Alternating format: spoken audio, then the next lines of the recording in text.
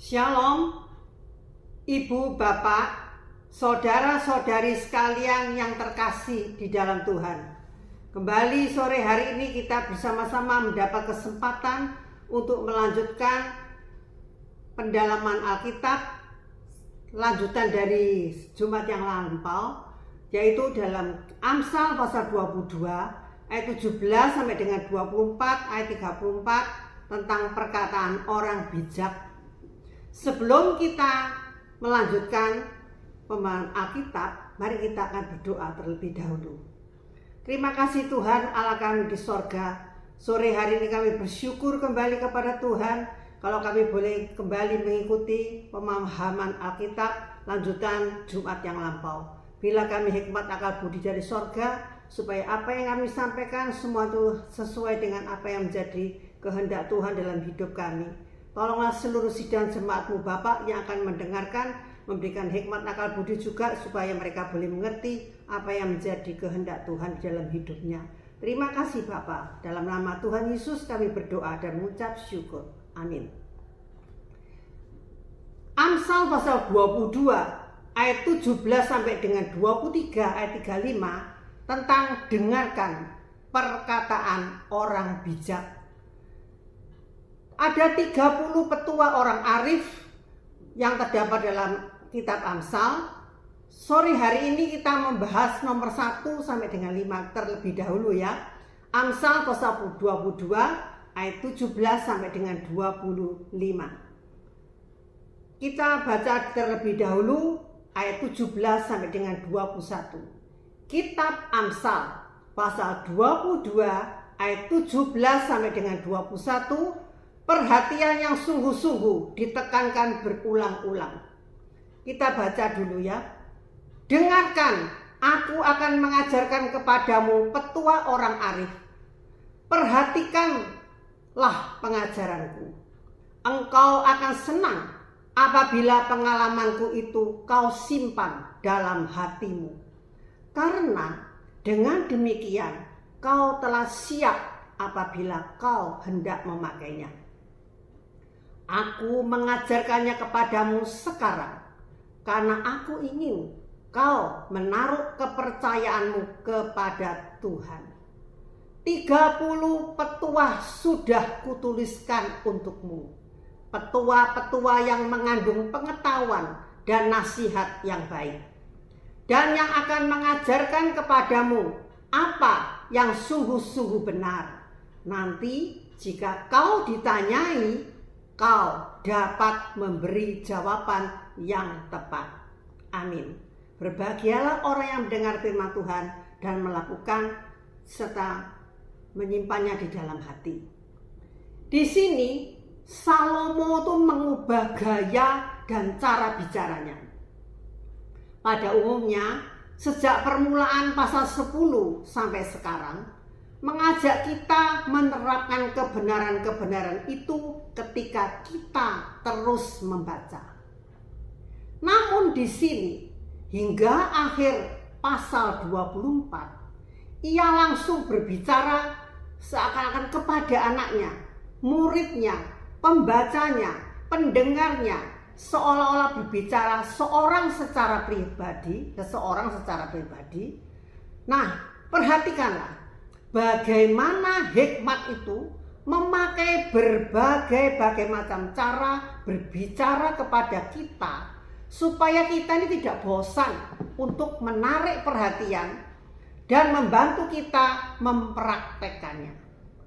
Jadi inti pokok ayat 17 sampai dengan 21 adalah dorongan untuk konsentrasi dalam belajar supaya pengajaran itu menguasai seluruh pemikiran dan bisa dipergunakan untuk mengatur segenap perilaku. Itu ayat 17. Sedangkan ayat 18, jika pengajaran itu kau simpan dalam hati, itu akan sangat menyenangkan dan memberi kemampuan untuk mengajarkannya kembali kepada orang lain. Sedangkan ayat 19, dalam menjalani kehidupan ini, supaya engkau menaruh kepercayaan kepada Tuhan, bergantung sepenuhnya kepada Tuhan. mengetahui apa itu kebenaran, mampu membedakan apa yang baik dan yang salah, serta memberikan jawaban yang tepat atau nasihat kepada yang memintanya, termasuk dalam menghadapi masalah. Itulah yang dibahas dalam ayat 21. Sekarang kita masuk yang pokok, yaitu ada 5 petua yang kita bahas sore hari ini. Semuanya kan 30. Ini yang 5. Yaitu yang pertama Amsal pasal 22 ayat 22 sampai dengan 23. Dalam bahasa Indonesia masa kini dikatakan, janganlah merugikan orang miskin hanya karena ia lemah. Dan di sidang pengadilan, janganlah memperkosa hak orang yang tak berdaya. Kalau dalam terjemahan baru, janganlah merampasi orang lemah karena ia lemah. Dan janganlah menginjak-injak orang yang berkesusahan di pintu gerbang. Ayat 23, sebab Tuhan akan membela perkara mereka dan mencabut nyawa orang yang menindas mereka. Pintu gerbang itu adalah tempat dilaksanakan pengadilan dalam kehidupan masyarakat zaman kuno. Itu di pintu gerbang. Sedangkan orang miskin atau lemah yang dimaksud di sini adalah orang jelata yang berstatus rendah karena kekurangan, tidak mampu mencukupi kebutuhan materi sehari-hari. Orang lemah yang tidak mampu melindungi diri, membela diri dalam perselisihan legal di pengadilan. Misalnya ada tuduhan atau tagihan utang karena kemiskinannya sangat syarat diperlakukan dengan tidak adil. Seharusnya orang miskin atau orang lemah itu harusnya dibantu, didukung di dalam pengadilan. Namun kerap kali mereka dirampas haknya oleh penguasa atau oleh orang kaya. Artinya mereka mengeruk keuntungan dari orang miskin yang tidak mampu itu. Atau jika perbuatan itu dilakukan dengan mengatasnamakan hukum dan keadilan, itu berarti mereka itu menginjak-injak orang yang susah, yang seharusnya dilindungi dari kejahatan dan dibela. Dalam Perjanjian Lama dikatakan orang miskin itu mendapat perlindungan khusus oleh Tuhan. Itu tercantum dalam Mazmur pasal 107 ayat 41. Undang-undang ini dibuat untuk mengembangkan dan mempertahankan keadilan sosial bagi mereka. Itu tercantum dalam Ulangan pasal 10 ayat 17 sampai dengan 18. Siapakah yang membela dan memperjuangkan orang-orang yang miskin? Adalah Tuhan. Hanya Tuhan yang mendengarkan keluhan dan jeritan orang miskin. Salah satunya yaitu ayat 23b, mencabut nyawa orang yang menindas mereka. Artinya, jika tidak ada orang yang membelanya, maka Tuhanlah yang akan menghukum orang yang menindas mereka. Para penindas akan mendapat pembalasan yang adil dari Tuhan. Lanjutan, janganlah bergaul dengan orang yang suka marah dan cepat naik darah. Itu tercantum dalam Amsal pasal 22 ayat 24 sampai dengan 25. Kalau kita suka bergaul dengan orang yang cepat naik darah, suka marah, apa akibatnya? Nanti engkau akan meniru dia dan tidak bisa lagi menghilangkan kebiasaan itu. Jadi ini merupakan suatu peringatan dalam pertemanan atau persahabatan. Jangan sekali-kali bergaul atau memilih teman yang dekat, akrab dengan orang yang kurang mampu mengontrol emosinya. Ada teman yang mudah dipanas-panasi, mudah tersinggung, dan cenderung suka membalas dengan melontarkan kata-kata yang kasar dan mudah marah. Tidak bisa mengontrol emosi, itu menjadi masalah bagi kita. Mengapa kita dinasihati? Jangan bergaul dengan orang yang mudah marah. Sebab itu kita akan cenderung menjadi mirip dengan siapa kita bergaul. Kita akan terpengaruh, kita akan meniru kebiasaan-kebiasaan orang yang buruk. Selanjutnya, nomor 2. Kata-kata Arif yang kedua. Amsal pasal 22 ayat 26 sampai dengan 27 dalam Bingka.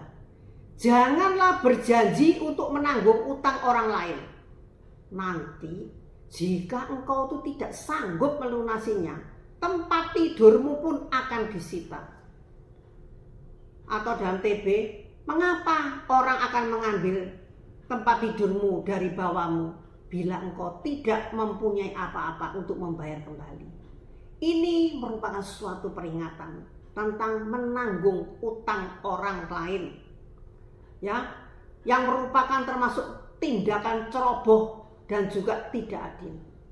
Kita tidak boleh berhubungan atau menjalin keakraban dengan orang-orang yang memiliki nama buruk, yang memaksa teman-teman mereka untuk menjamin mereka supaya mereka bisa menipu sesamanya.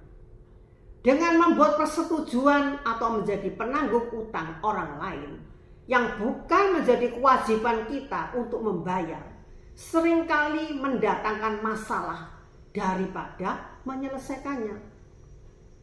Kebiasaan bagi orang Israel kuno yang miskin itu untuk menjadikan hartanya, bahkan dirinya itu sebagai jaminan dari tetangganya yang berada.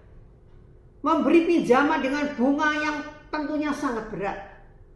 Tindakan membuat kesepakatan dalam menyediakan atau menjadi jaminan utang orang lain adalah tindakan yang bodoh di mata orang bijak. Apalagi bila tidak ada kepastian bahwa mereka mampu membayar jaminan itu, dan bila orang yang menjamin tidak bisa mengembalikan utangnya. Orang-orang di zaman dahulu sering mempergunakan jubah luar mereka sebagai alas atau tempat tidur mereka.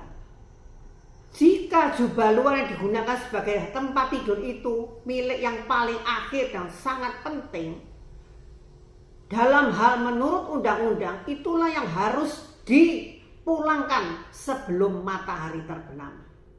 Saudara bisa membacanya sendiri dalam Keluaran pasal 22 ayat 26 sampai dengan 27, Ulangan pasal 24 ayat 10 sampai dengan 13. Tetapi seseorang yang memberi pinjaman yang keras bisa saja melalaikan undang-undang. Ia akan merampas barang-barang rumah tangga yang sangat dibutuhkan, seperti yang disebutkan dalam ayat 27b. Dalam hal ini orang bijak mau menyampaikan bahwa orang yang tanpa pertimbangan, yang bersedia menjadi penjamin hutang orang lain, dikatakan bodoh. Inilah nasihat dari kitab Amsal. Lanjut ayat selanjutnya, nomor 3. Amsal pasal 22 ayat 28. Dalam Bimka ya. Janganlah sekali-kali memindahkan batas tanah yang sudah ditetapkan oleh nenek moyangmu. Salah satu tindakan perampasan hak milik orang lain adalah memindahkan batas tanah yang biasa dilakukan atas orang-orang yang lemah, yang tidak mampu melindungi dirinya dan harta keluarganya, khususnya tanah warisan para leluhur. Yang dimaksud orang lemah adalah orang-orang yang miskin, janda, dan anak-anak yatim. Hal itu disebutkan dalam kitab Amsal pasal 15 ayat 25. Tuhan akan merobohkan rumah orang yang tinggi hati, tetapi tanah milik seorang janda ia lindungi. Janganlah merugikan orang miskin dalam Amsal pasal 22 ayat 22 hanya karena dia lemah. Dan di sidang pengadilan janganlah memperkosa hak orang yang tidak berdaya. Tanpa memiliki tanah, tidak mungkin suatu keluarga itu bertahan hidup sebagai satu kesatuan sosial. Kalau hal itu terjadi, anggota keluarga akan tercerai-berai, terpaksa bergabung dengan keluarga lain yang memiliki tanah. Kitab Ulangan pasal 19 ayat 14 mengatakan, apabila kamu sudah sampai di negeri yang diberikan Tuhan Allahmu kepadamu, janganlah menggeser batas tanah tetanggamu yang ditentukan zaman dahulu.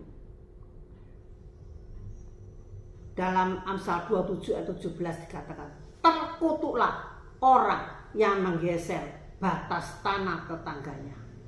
Ini tercantum dalam Yesaya pasal 5 ayat 8 sampai 10. Yesaya pasal 5 ayat 8 sampai 10 ini juga ada berhubungannya dengan tentang tanah. Celakalah kamu yang membeli rumah-rumah dan menyerobot ladang-ladang untuk menambah milikmu. Tak lama lagi habislah tempat untuk orang lain, dan hanyalah kamu yang tinggal di negeri itu. Kudengar Tuhan yang Maha Kuasa bersumpah, rumah-rumah yang besar dan bagus ini semuanya akan kosong tanpa penghuni. Ayat 10, hasil bumi akan gagal. Kebun anggur yang luasnya 10 hektar cuma menghasilkan 10 liter air anggur. 100 liter bibit cuma menghasilkan 10 liter gandum. Di sini kita belajar supaya kita tidak melanggar hak-hak orang lain.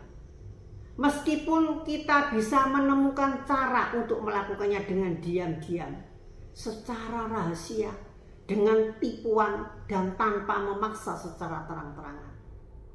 Janganlah menjara harta milik pribadi seseorang dengan merampas kebebasan dan hak istimewa dari orang lain. Karena itu akan menimbulkan apa? Perselisihan dan pertentangan yang tidak ada akhirnya.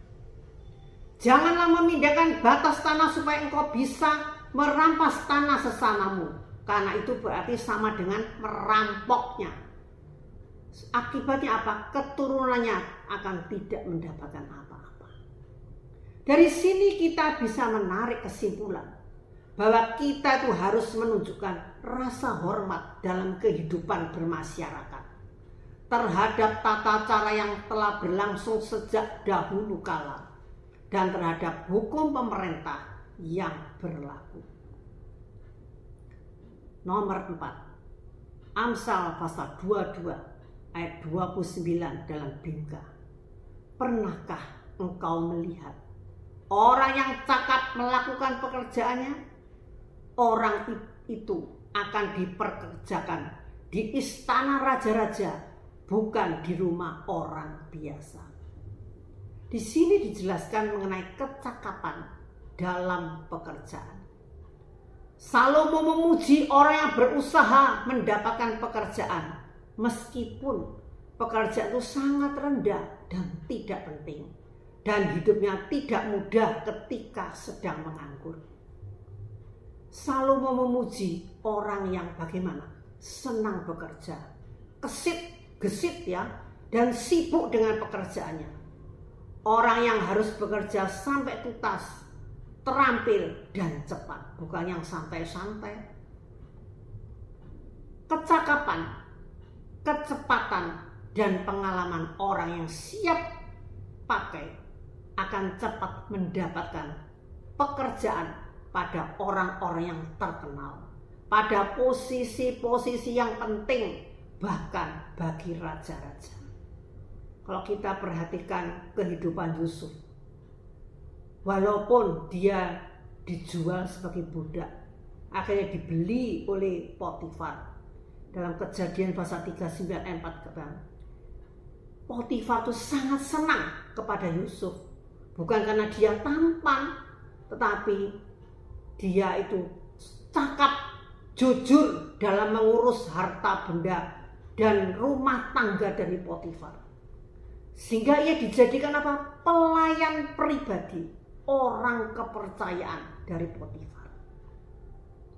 Begitu juga dengan Raja Firaun. Ketika Yusuf bisa mengartikan mimpi dari Raja Firaun, Yusuf diangkat menjadi penguasa di seluruh tanah Mesir untuk mengatur persediaan makanan waktu 7 tahun kelimpahan disimpan di dalam gudang dan akan dipakai untuk 7 tahun kelaparan untuk diberikan dan dijual, bukan diberikan saja, untuk dijual, untuk ditukarkan dengan uang atau dengan harta benda. Siapa yang ngurus? Semua itu yang ngurus Yusuf. Walaupun waktu itu dia umurnya berapa? Masih 30 tahun. Dia menjadi orang yang sangat cakap, cerdas, jujur, bertanggung jawab dalam pekerjaannya. Bahkan bukan saja Yusuf. Dalam 1 Samuel pasal 16 ayat 21 sampai dengan 23. Siapa lagi? Daud. Daud adalah orang kesayangan, pelayan pribadi Saul yang sangat disayangi. Dia yang menjadi pembawa senjata dari Raja Saul. Dikatakan Raja Saul mengatakan, aku ini suka kepada Daud. Izinkanlah dia tetap tinggal di sini dan melayani aku. Kalau kerjaannya Daud tidak baik, tidak mungkin Raja Saul mengangkat dia menjadi pelayannya, pembawa senjatanya. Bukan itu saja, ketika dia diganggu kuasa gelap, dia yang menghibur Raja Saul dengan apa? Permainan kecapinya. Jadi orang yang cakap, bekerja cepat dan berpengalaman tidak akan bekerja untuk orang-orang yang tidak dikenal atau posisinya tidak penting, apalagi untuk orang yang tergolong rendah. Banyak orang mengatakan zaman sekarang cari kerjaan sulit. Namun setelah saya selidiki ternyata banyak sekali lowongan pekerjaan. Bayangkan kalau orang cenderung bekerjanya asal-asalan, santai-santai. Baru bekerja 1 bulan minta berhenti, tidak kerasa alasannya banyak pekerjaan. Bagaimana bisa bertahan? Dapat pekerjaan yang lebih baik lagi. Waktu kerja mainannya HP, sehingga waktu kerja pembukuannya salah nyatetnya. Saya pernah dengar itu anak tetangga, ya seorang pemuda yang baru lulus sekolah menengah ke atas, ditolong oleh bibinya bekerja di luar kota. Dia pikir, wah itu yang bosnya bibi saya, sambil kerja main HP sampai lupa kerjaannya tidak selesai. Bosnya mengatakan, tantenya sendiri lebih baik pakai orang lain daripada ponak sendiri. Kalau kerjanya sembarangan main HP santai-santai saja, lebih baik pakai orang lain saja yang tanggung jawab. Saudara sekalian, kita harus berhati-hati kalau kita bekerja pada orang yang lain, pada orang lain ya maksudnya. Walaupun itu saudara sendiri, tunjukkan tanggung jawab, disiplin dalam bekerja, rajin kerja, tidak ada bos tetap sama, tidak santai-santai, harus jujur, jangan sampai korupsi. Orang Kristen harus menunjukkan identitasnya sebagai orang Kristen. Kalau kita bekerja kurang tanggung jawab, nah jangan salahkan majikan kalau kita ini diberhentikan, di PHK oleh bos kita. Memang zaman sekarang sulit ditemukan pekerja-pekerja yang jujur, tanggung jawab, tekun, rajin, gesit dan terampil. Maunya apa? Minta gaji tinggi, kerjanya ringan. Nah, sore hari ini kita cuma membahas 5 saja pokok tentang 30 perkataan orang bijak, dan secara bertahap kita akan menyelesaikan pada Jumat mendatang. Kiranya Tuhan tolong kita semua. Amin. Mari kita berdoa. Terima kasih Tuhan, sore hari ini kami sudah mendengarkan firman Tuhan. Kiranya firman Tuhan ini Tuhan menjadi bekal dalam hidup kami. agar apa yang kami kerjakan semua itu boleh menyenangkan hati Tuhan, nama Tuhan dipermuliakan, juga menyenangkan hati sesama kami, baik di pekerjaan kami, di gereja, di masyarakat, dimanapun kami berada. Jadikan kami orang-orang yang berhikmat, bukan orang yang bodoh. Tuhan, tolonglah kami, Roh Kudus, bantulah supaya apa yang sudah kami dengar, kami praktekkan dalam hidup kami sehari-hari. Berkatilah seluruh sidang jemaat yang mendengarkannya di rumah mereka masing-masing, dimanapun mereka berada. Kiranya Tuhan memberi kemampuan supaya kami boleh melakukan firman Tuhan dalam hidup kami. Dalam nama Tuhan Yesus kami berdoa dan mengucap syukur. Amin.